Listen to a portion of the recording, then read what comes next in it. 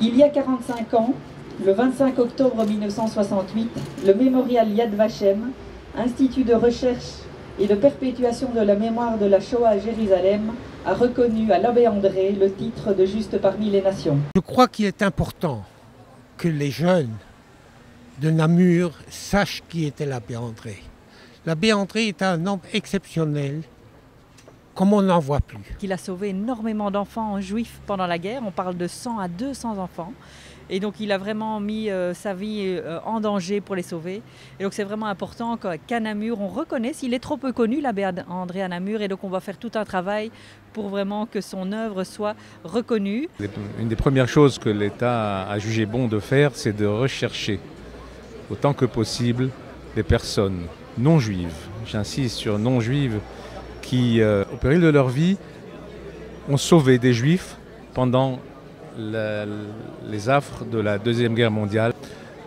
Donc la condition principale pour être reconnu juste parmi les nations, c'est d'avoir fait cet acte sans chercher aucune récompense.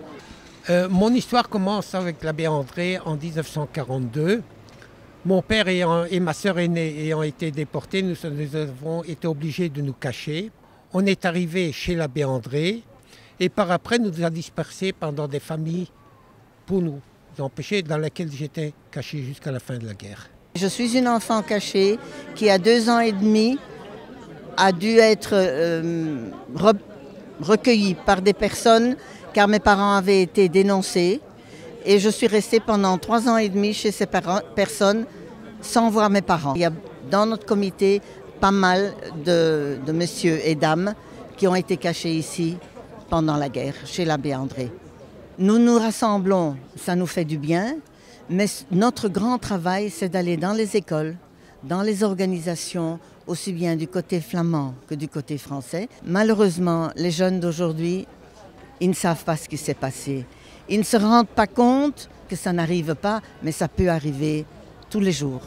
Chaque être humain, quelle que soit sa race, quelle que soit sa couleur, quel que soit son état, était pour lui d'abord un homme.